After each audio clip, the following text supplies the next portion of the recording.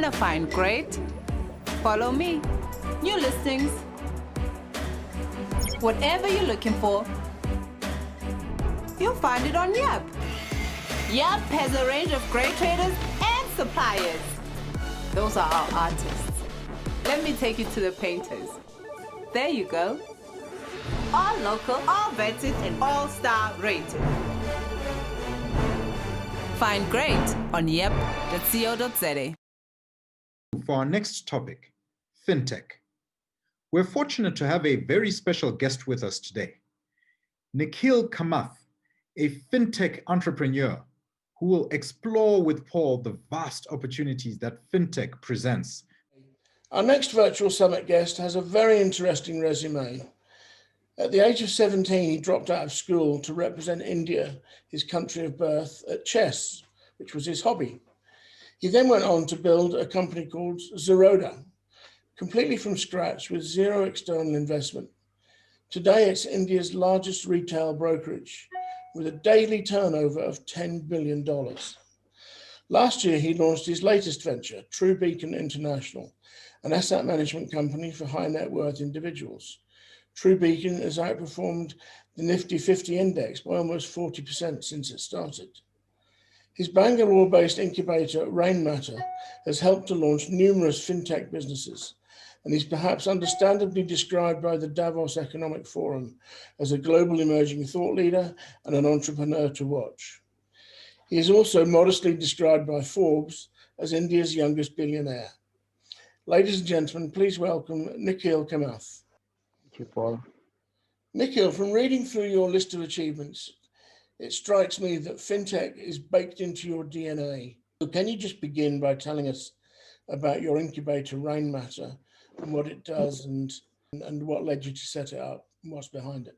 So Rainmatter is an incubator which is primarily focused on fintech companies based out of Bangalore in the southern part of India. Bangalore is in a way the Silicon Valley of Southeast Asia.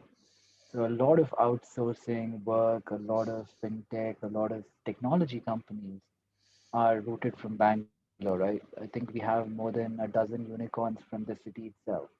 So it's a large, we have a large population of software developers, coders, and the ecosystem is generally favorable to people looking to start up and build the next big idea. So Rainmatter is very much rooted in Bangalore. We have supported companies and startups which do one of two things. A, they kind of act as ancillary product to our broking firm, which is our core business.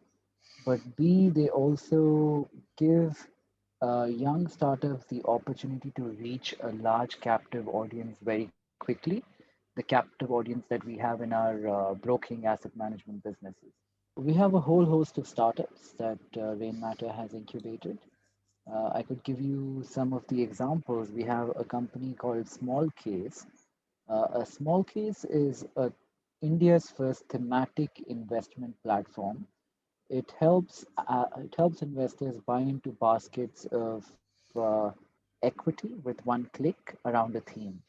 So if you wanted to invest in how well monsoon will be in India this year, or how well solar energy will perform in India in the next 1 year, their proprietary algorithm will grade which stocks you should be in and also execute and allocate this money for you. Small Case is now a large company. I think they facilitate hundreds of thousands of transactions. They've been around for a few years as well. That would be one example. Equivalent references across the world. I would say something like a Motif in the US. I don't know the South African equivalent or what's going on in that ecosystem too much. But I think this is a great opportunity across the world with financial markets penetration evolving as quickly as it is through the pandemic, and looks like it would probably continue to do so. We have other companies which could be anything to do from automating a trading strategy without learning how to code.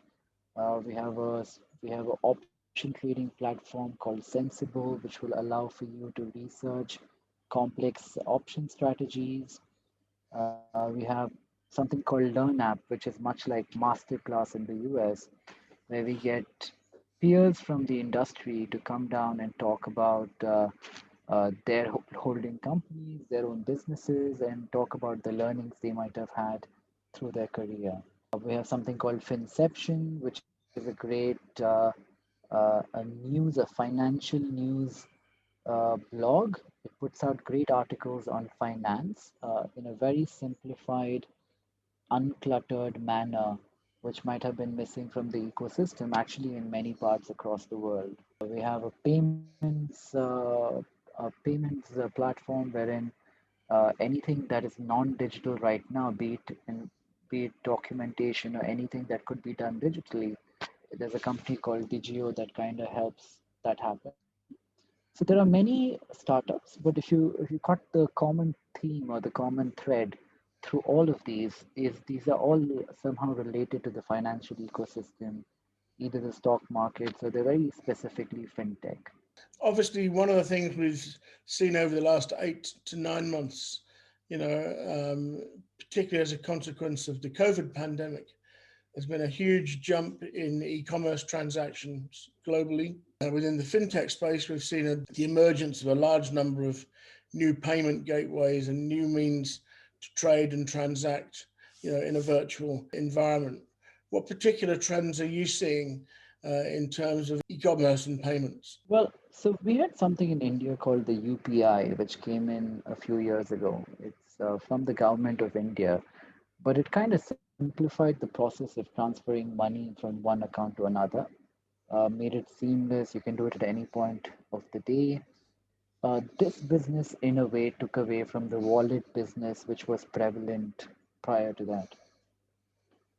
So the mobile wallet business in these parts of the world, be it in, say, India, Bangladesh, Nepal, Sri Lanka, countries around us, which are not very banked. So a large portion of the population still does not have access to traditional banking. Wallets were the flavor of the season up until a year ago. So now we're kind of seeing a drift in focus from the wallet business because UPI has made that whole ecosystem a lot more efficient. And I think the opportunities here now lie in lending. We are still not able to do peer-to-peer lending, or no company has been able to do that at scale very efficiently. And I think a lot of opportunities around peer-to-peer lending will sprout up over the next year or two. Very interesting that you say that. We did a survey back in 2019 into the needs of small local businesses, and I think in the top three needs, obviously, I think number one need for most of them is access to customers, but number two was access to cash and investment. It's definitely something that I think will resonate with many of the people in our audience. Just following on from my previous question, this big jump that we've seen into online payments and e-commerce, do you think we're fast approaching the day when we move to a cashless society? I think we are. I would say even in our own perspective in India, the cashless component of the ecosystem has gone up significantly. But if you were to look at something like a China, I would say, or even a Singapore or the more evolved economies, they're getting there very quickly, if not already. So I think that is definitely the path we would tread on in a way. And soon, I think it would be cashless everywhere across the world. By soon, I would say a decade or two. I think what strikes us is just how much of the movement in that space is happening in Asia and Africa and the Middle East. So, non-traditional markets. I think it's fascinating to see that countries like India and South Africa are kind of leading the way, and markets like Europe and North America are having to take note of what's going on in the old world. Tell me a little bit about your latest venture, True Beacon, because I noticed that has launched into wide acclaim. So tell me the thought process behind True Beacon, which I understand is based in Mauritius. Is that correct? That's right. Yeah. So it's essentially a hedge fund which invests money from foreign individuals. You could be a South African, an American, or somebody from the UK. or Southeast Asia, and you want exposure to India, which is a large ecosystem that people have not had any exposure to up until now. So it's a hedge fund which is trying to return about 16 to 18% a year kind of return with a very conservative risk profile. And we are doing this also by virtue of removing all the middlemen from the ecosystem. So we don't have a private bank or a distributor selling our product. We don't have an annual fee, which typically investors had to pay every year. If they make money, if they don't make money, they had to pay the fee. We have removed all of that. So it's a zero fee fund with only a profit sharing element of 10%. So when you put in 100 into True Beacon, all 100 goes into the fund's AUM. And if the 100 becomes 110 at the end of the year, we charge you 10% of the profit or 1% as fee. So the asset management industry has been very uh, not aligned with the client's interest for a long time, especially in the HNI category. Across the world, for that matter, we've had hedge funds in America which have charged fees for 5 years, even while they were underperforming the market, and similar examples across the world. So, our attempt with True Beacon is A, to allow individual retail investors, family offices from across the world who are not Indian nationals to come into the Indian ecosystem and catch a piece of a pie which is growing very, very quickly. Our middle class is growing at a pace which is astounding, and there are plenty of opportunities in India. And this is our means of allowing for foreigners to participate while remaining the most efficient product through which they can do it. So hopefully, if it works out for True Beacon, we should our goal would be to be the most client aligned hedge fund there is out there. And of course, there's all those traditional and historic ties between India and the Middle East and India and the east coast of Africa. So, Mhm. I suppose Mauritius seemed like an obvious place to launch. Tell me, I think it's fair to say we don't all get to rub shoulders at the Davos Economic Forum, but given given the exposure that you have, and from your position as a thought leader and an entrepreneur, what would your advice be to global leaders right now to help re-stimulate economic recovery around the world as we emerge out of the coronavirus pandemic? To governments across the world, I think in many different geographies, the government has made the taxation system so complex that it is not very conducive for increased economic activity. So I would definitely recommend simplifying the tax structures. If you have five ancillary taxes which can be done away with and be replaced with one simpler tax, I think it's prudent for the governments to do that. Interest rates have been declining across the world, and access to capital for cheap is one thing. But banks don't seem to be willing to lend very freely right now. I think more of that has to happen, barring America, of course, which is an outlier because they can afford to print money without too many people frowning upon it. In terms of entrepreneurs and what they can do to kind of boost the economy, I would say is to increase capex. We're in an ecosystem where everybody is riddled with fear today, and people are very averse to making expansion plans or increasing the capex the company might have planned for the next 1 year. I think for the world's economy to come out of the rut it is stuck in today, entrepreneurs, corporations, business owners across the world uh, have to move. Uh, it's a very emotional thing, Paul. I think they have to move away from fearing the unknown and being a bit optimistic about the world. I Yeah, think absolutely.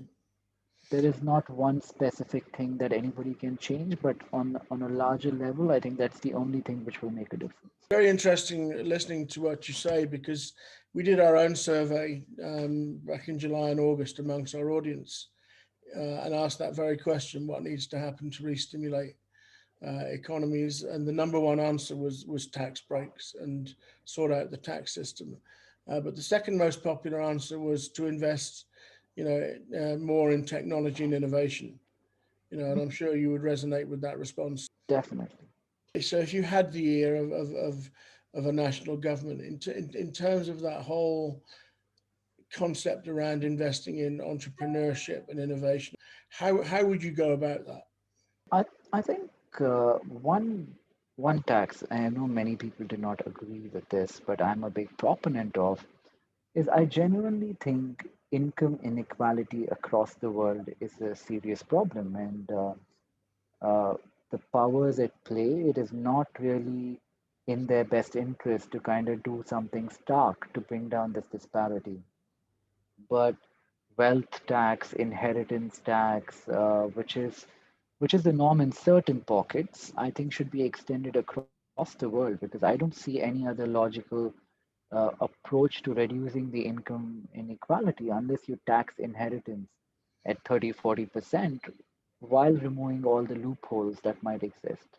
So nobody should be allowed to evade that, but if the billionaires of today, when they pass on their wealth to the next generation, continue to give all of their wealth and the growth of capital assets is the rate of growth of capital assets is much higher than wage growth across the world, the poorer will continue to get poorer. So the only bridge for that, I think, is adding, implementing, and effectively transmitting inheritance tax. Outside of that, I would say indirect taxes, which generally are not taxed on income but are taxed on transaction in a way, should be reduced, should be done away with. I think the cost of doing business is still too high in many pockets of the world, and a reduction in indirect tax will definitely help global trade in a way.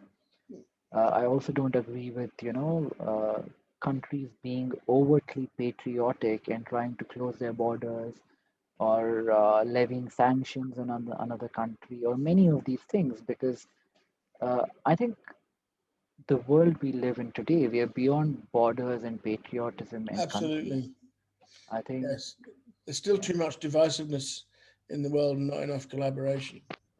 yeah, I think it benefits political parties and elections and stuff like that. But we, as people of the country, we should look upon ourselves as not being bound to the borders set 100 years ago or 200 years ago, but we all belong to the planet, and together we have to, thrive, and together we have to do well by the planet, even when it comes to things like emissions and plastic and waste and climate change and all of that as well. Yes, I must admit, I was reading your biography, and I know that putting some of the world's wrongs to right is big on your agenda, and as you say, dealing with inequality, and I suppose that the next big thing, on many people's agenda will be climate change and dealing with that.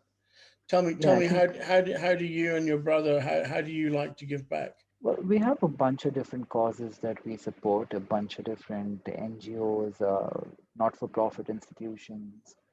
We try and help out the government when they're trying to run a project that we could have some kind of a skill set that we might bring to. But it's not a very targeted approach at one problem. Our modus operandi is very much, contribute wherever you can, how much ever you can.